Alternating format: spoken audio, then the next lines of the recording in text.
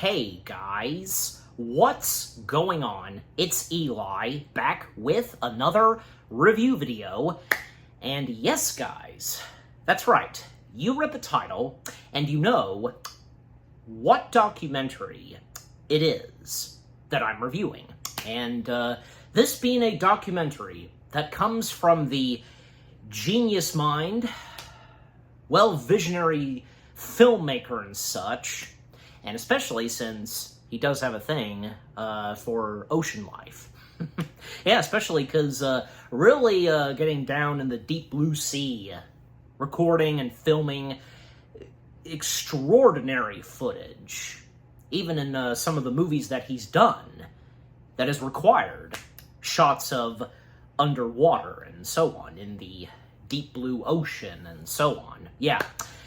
And, well, seeing as how that him being no stranger to documentaries, because the previous documentary he directed before this one turned out to be a really good one. And for this one, well, I mean, from what I know, that this one documentary, well, because, yeah, I mean, I don't know, because, I mean, especially because I'm looking at it right here, it has an 84% score on Rotten Tomatoes. Well, this documentary having just a little bit of a mixed bag, you know. It's not really an extraordinary, crowning documentary masterpiece, you get what I'm saying. But yeah, I mean, it's a pretty good, well-put documentary by James Cameron and all of those who were involved in this. And this is especially for a lot of people, any of you, who are really into the exploration and research, anyone whom is into marine biology stuff and anything else that has to do with aquatic life. Yeah, down in the deep blue sea. So that's right, guys. I am finally reviewing this one documentary that's directed by James Cameron, and not to mention, this documentary is celebrating its anniversary, that being from 2005, Aliens of the Deep. Yes, 2005's Aliens of the Deep. Yeah, I'm glad to have finally have seen / watched this documentary that was directed by James Cameron. And here's the thing, because with the first things I have to say about Aliens of the Deep, well, I wasn't really too familiar with this documentary. Not much. Up until when, you know, I was doing some, I was looking up some James Cameron stuff, and when, of course, you know, and I am aware, I was well aware of the previous documentary he directed, which being Ghosts of the Abyss. That I was familiar with, but this one not too much. So, you know, I just so happened to have come across this, oh, yeah, because I realized that, you know, with its anniversary coming up, and, well, you know, hey, I should review this, and, you know, the scene is how that, you know, best place to watch it is on Disney+. Yeah. And having to finally watch it in all of its glory, yeah, it was a really well-put documentary by James Cameron. And also, this was co-directed by Stephen Quayle. Yeah, Stephen Quayle, both Stephen Quayle and James Cameron, they directed this. But yeah, just seeing James Cameron's passion and love for ocean life. And at the time of this documentary, what was shown in this documentary was a lot of things that nobody had seen before, but until this documentary, at the time it came out. Seen various different things that nobody had explored until now, and until this documentary. Some sea creatures that nobody had seen before, and, you know, just getting to meet and see these various group of people on the ships, and, you know, diving underwater in small submarines, you know, and small submarine pods, I guess, best way to put at it, and getting to know what these people are like, and their journey and exploration alongside with James Cameron. It's really great and fun at the same time. And, you know, also the mentioning of, you know, for us to first explore ocean life, and eventually it would lead us to exploring what's out in outer space, other life and such. and with NASA scientists being involved in the mid-ocean ridge, which is great, yeah. And with the mentionings of, life on other planets and the mentioning of Earth and such, and Europa, yeah. And the possibilities to travel to those planets, and hopefully to go further into the planets, like the other planets that have water of their own, and the possibility of, there being other life underwater on those other planets, various sea creatures that are, technically aliens, but yeah. And to them, at times in this documentary, them saying that these sea creatures are, in some ways aliens. How they specifically put at it, I'm sure you get what I'm saying, but yeah. And also the fact that this documentary was definitely worth seeing, from what I've read, yeah, worth seeing in IMAX, yeah. I even saw where Ebert and Roper, if I said his name right, you know who I'm talking about, those two film critics in the early 2000s, and yeah, Roper stepped in after Siskel's death, but yeah, they had a lot of positive things to say about this documentary, and that's good to see. They gave it thumbs up, yeah. And just, because just everything about this documentary, and anybody who would see this for the first time, and anybody who would still to this day not have full knowledge of what else is out there, out in the ocean, more things that you didn't know of still. But once you see this documentary, oh yeah, definitely, it's worth it. Yeah, and again, just for me, I really enjoyed this documentary, and, I think it's definitely worth it. Again, for any of you who are really into ocean stuff about the ocean life, and with marine biology stuff, all that stuff, just, yeah, this documentary is worth it for you to watch. Yep. Alright, so, with the first things I've had to say about Aliens of the Deep now out of the way, now as always, for me, read the description / the story. Director James Cameron travels with the crew of a Russian research vessel as they plunge into the depths of the ocean to explore hypothermal vents. These fissures in the Earth's surface are known to be the home of strange and unusual sea creatures, unlike anything found anywhere else on Earth. While exploring these rarely seen environments, scientists discuss the similarities between these exotic systems, if I said that right, and the environments that may be found on alien planets.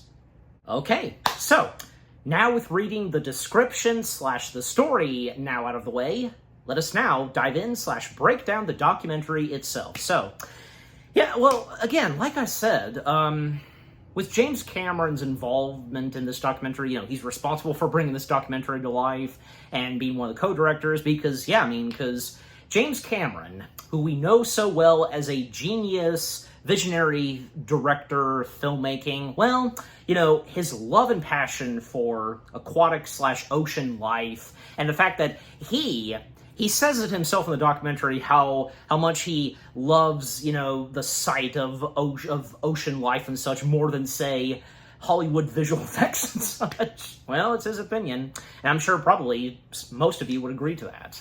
I don't know, because come on. Yeah, I mean, it's true, yeah, because something, ocean life is, cannot top off Hollywood visual effects, which of course they look fantastic, but this, on the other hand, obviously, it takes the cake.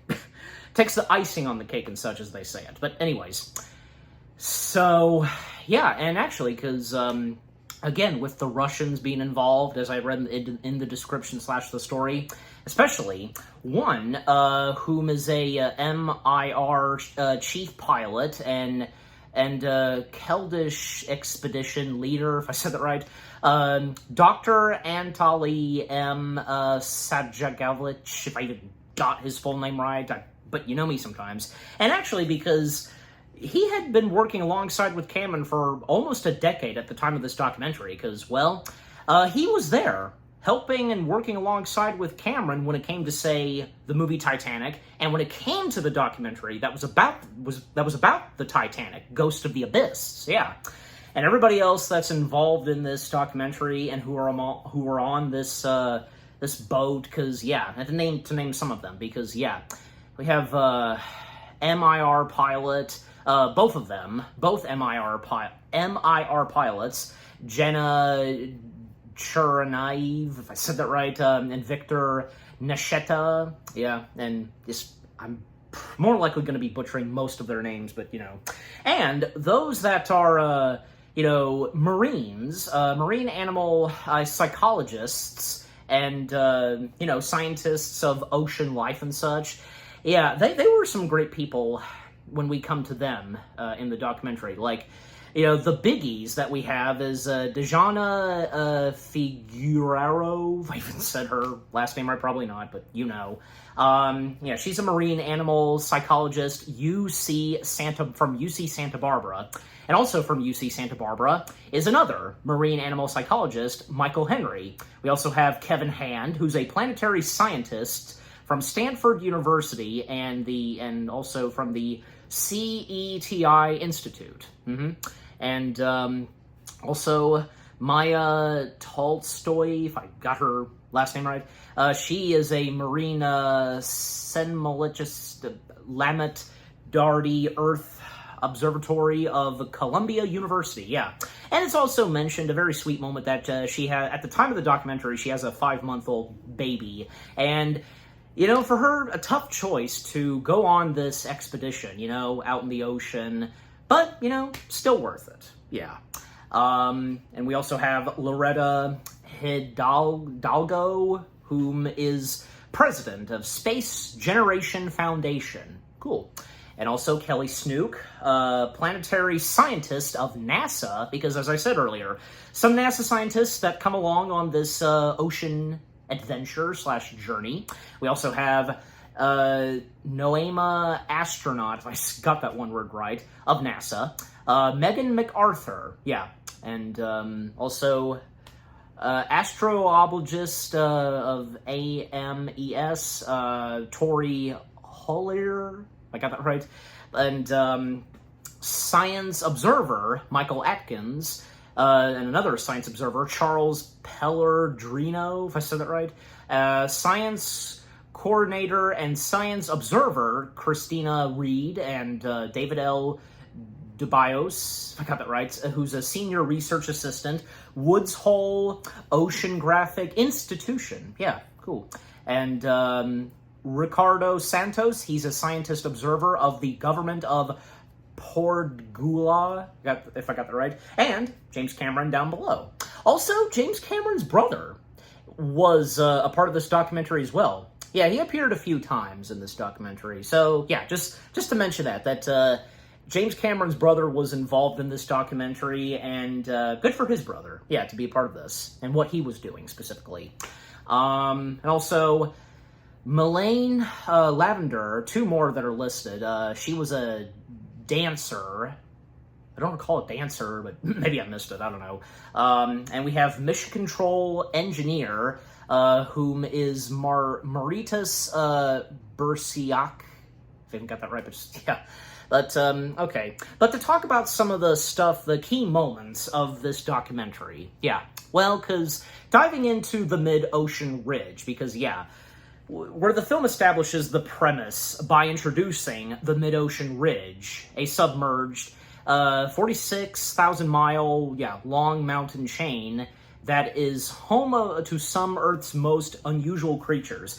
Yeah, it's just really cool, and with the mid-ocean ridge, which is being a submerge, and getting to see them in those, and, even when it comes to documentaries where they do have extra cameras, so there are many times in this documentary where we would see the cameras that are outside of those mid-ocean ridges, and just seeing their reactions through the windows, and what they're seeing out there underwater. It's amazing.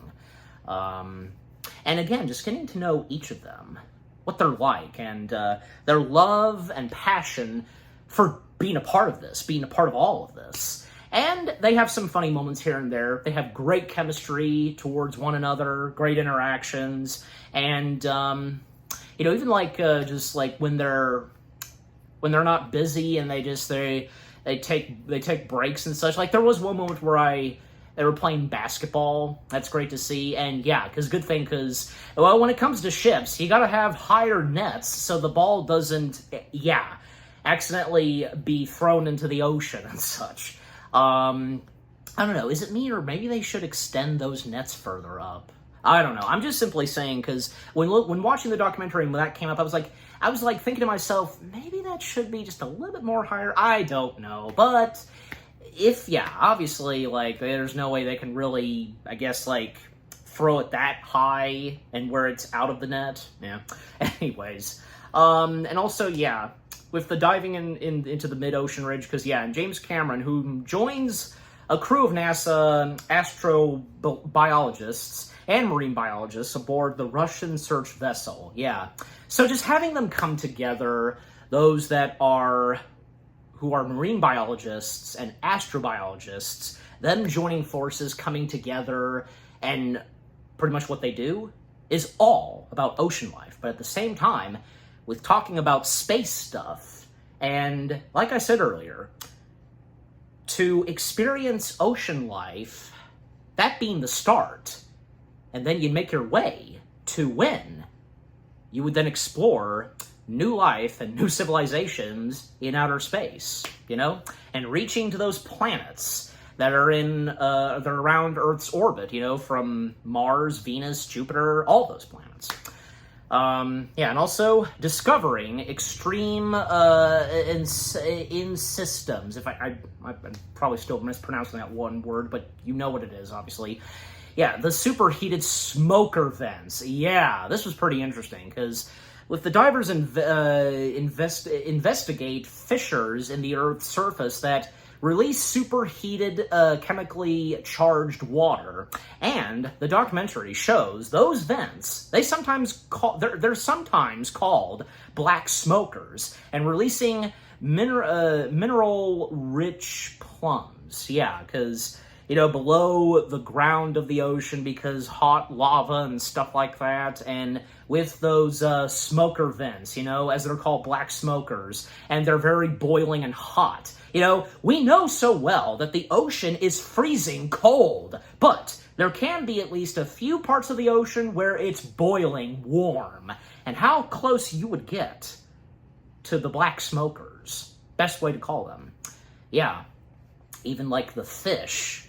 When we see a couple of fish, get up to the black smokers, even when the mid-ocean ridge, how close they get to the black smokers.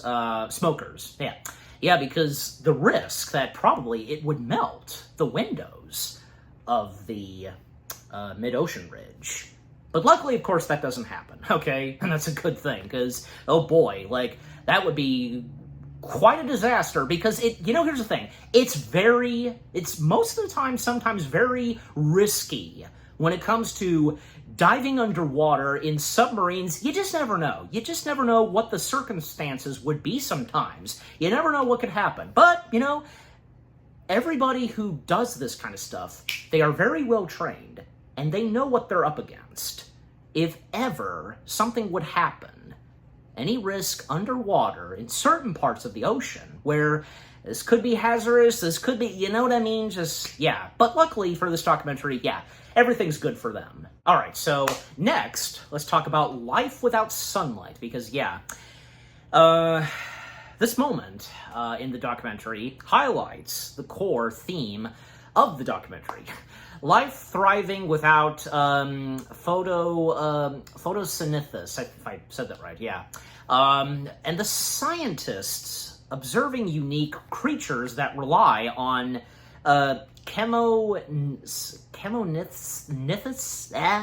sorry.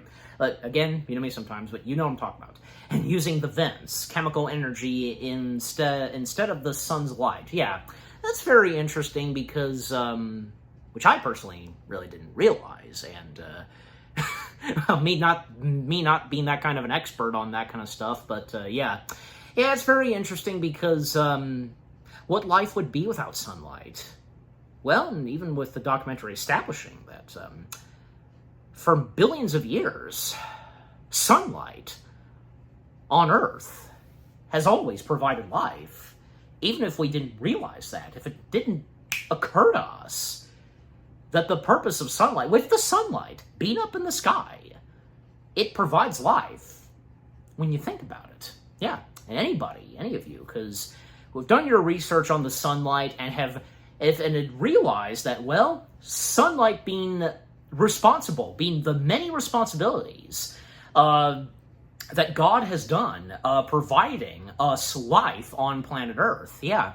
And also with the mentionings of, hydraulics, moistness and stuff like that, hydraulics, hydrogen, liquid, all that kind of stuff, and with what the documentary specifically says, yeah, very interesting and very true, yeah.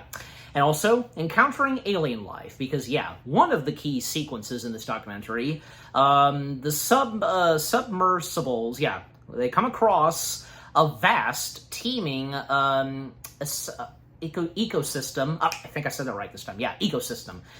Why did I know at first? Well, that's just one of those things. But near a vent, ecosystem near the vent, yeah. And the crew, they observe an impossibly large swarm of blind white crabs and shrimp feeding off the minerals. Yeah, that was very interesting because seeing, blind white crabs and shrimp and just, especially because, the shrimp is, like the fish or shrimp, they're feeding off on the crabs who have bacteria on them. Even when one of the crabs, is just, get off of me, just, doesn't the crab not realizing that the fish, whatever, is, trying to clean off the crab. So, even a few times where some of the sea creatures from the shrimp and octopuses, the squids, they actually interact with the robots that swim around the very deep parts of the ocean. Even some of the robots, they're given names. Also, before I forget to mention this, because as I said earlier about the funny moments, yeah, because one of them quotes the line from this guy that I have on my shirt, "Hasta la vista, baby." That was good, yeah. And James was, yeah, he thought it was funny. He thought it was amusing. Yeah, it's obvious I had to wear this shirt. Well, especially on account of James Cameron, doy. But yeah. Anyways, but yeah. So it's great. Again, it's great. Just everybody just having a great time. And again, they've got great chemistry together and complimenting on each other's crafts and what they do specifically. And on this maiden voyage out in the ocean. Yeah, and also, the giant tube worms. Yeah, because another major discovery is the presence of the giant tube worms, some reaching 6 feet high with bright red plumes. If I said that right, plums, I think, yeah.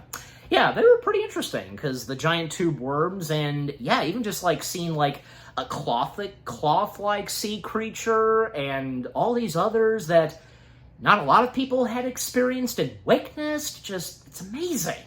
It is amazing, because at the time, what they found in this documentary, more sea creatures that we didn't really know of and were aware of. And eventually, because, when each were given names, and it's obvious, which of them, they come from which group of sea creature families, from the crabs to the shrimps, the squid, sea creatures, octopus-related, just, yeah. But again, just overall, the giant tube worms were a very interesting one to see. And connecting sea life to outer space, yes, because with more talk about outer space stuff, because, yeah, the astrobiology research, yeah, because the NASA scientists on the expedition, they explain how these extreme ecosystems provide a model for what life could look like elsewhere in the solar system. And they discuss how the data gathered could inform searches for life on extraterrestrial bodies, and such as Europa, yeah, one of Jupiter's moons. Oh, yes, that's right, okay.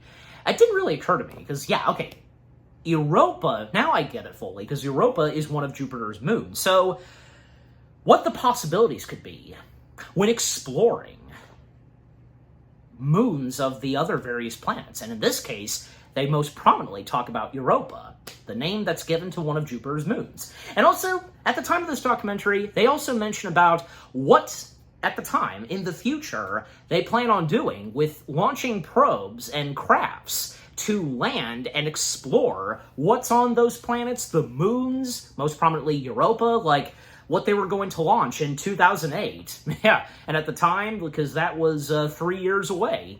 It's really interesting. It really is, because with what they analyze and what they detect, what could possibly be out there.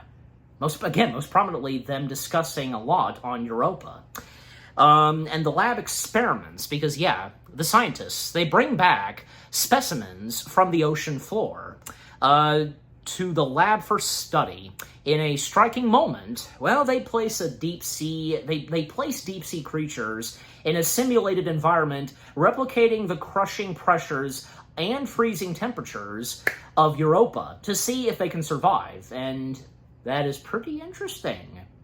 And very possible with what they've discovered. Yeah, the crushing pressures and freezing temperatures of what to expect from Europa. Yeah, because I think it's obvious, because with some of the planets that are not directly aimed at the sunlight, well, obviously here on Earth, we have the sunlight hitting directly towards us, but we also have Mercury and Venus directly in the sun's orbit, so the sun hitting on those planets. But further planets down, yeah, the last ones being obviously the coldest ones, even on account of one of Jupiter's moons, Europa. It's very interesting. And just, yeah, because if it's a possibility that they can survive, if to ever touch upon landing and touching upon the ground of Europa, it is a possibility. And just like, gotta be very sure, and with the technology they have to do that and so on. And, yeah, the simulated alien city, because this being one of the last things that happens in this movie, because, yeah, the simulated alien city, like, yeah, the film ends by using computer-generated imagery to create, speculative, if I said that right, fictional vision of an underwater alien city. Is it me, or was this kind of, like, probably so, yeah, like, just, it reminded just a little bit of James Cameron's The Abyss. I think it's obvious, yeah, that being a big one for James Cameron, doing a movie all about ocean life and, what the characters in The Abyss discover, underwater and such.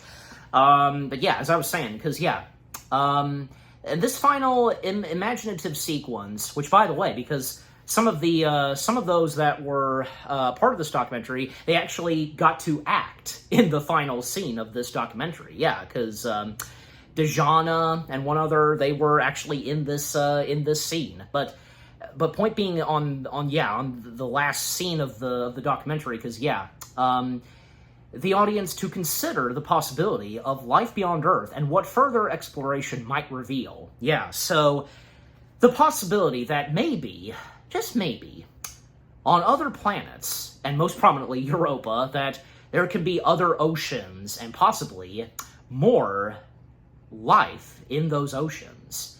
And more than likely, these lives in these other oceans, on these other planets, being sea creature, but at the same time, aliens. And it's very, very interesting. It's a very good point that this documentary makes at the end of the documentary.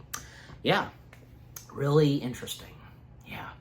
Other things to mention, well, yeah, I'm just, the stuff that they collect from the ocean, because, like, various things that they collect, like, because of rocks and crab-related stuff is very interesting, corals and all that, and seeing various beautiful, like, plants or something that, plants that you would see that are underwater. Yeah, it's really cool when we see that stuff. And, yeah.